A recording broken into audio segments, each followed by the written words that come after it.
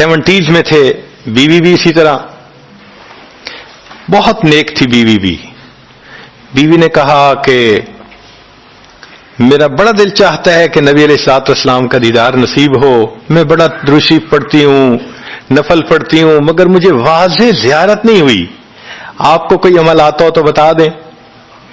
انہوں نے کہا عمل آتا ہے, کرو گی؟ کہا بالکل کروں گی.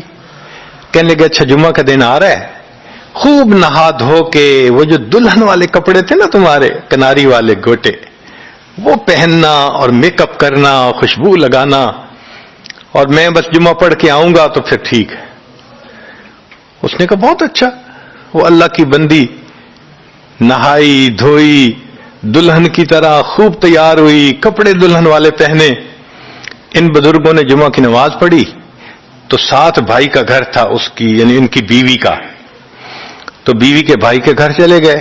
اس کو جا کے کہا میری عمر دیکھو اور آ کے اپنی بیوی بہن کی حالت دیکھو. اس نے کہا کیا مسئلہ؟ وہ ساتھ آ گیا. اور جب گھر آ کے اس نے دیکھا تو بیوی تو دلہن بنی بیٹھی ہے. بھائی کو غصہ آیا, تمہیں اپنی یہ تمہاری عمر اور یہ تمہارے لچھن.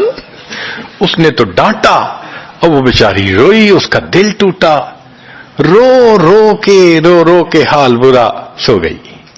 اللہ کی شان کہ اس نیند میں اس کو نبی علیہ السلام کی زیارت نصیب ہو گئی.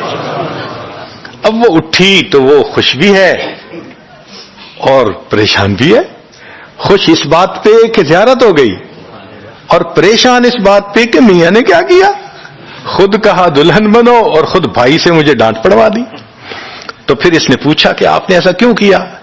انہوں نے کہا دیکھو میں تمہاری زندگی کو قریب سے جانتا ہوں, میں نے تمہیں اتنا پیار محبت سے رکھا ہے کہ تمہیں زندگی کے کوئی تکلیف نہیں پہنچنے دی. میں نے, تم نے عبادت کی انتہا کی ہے, مگر کچھ نعمتیں ہوتی ہیں جو دل ٹوٹنے پہ ملتی ہیں.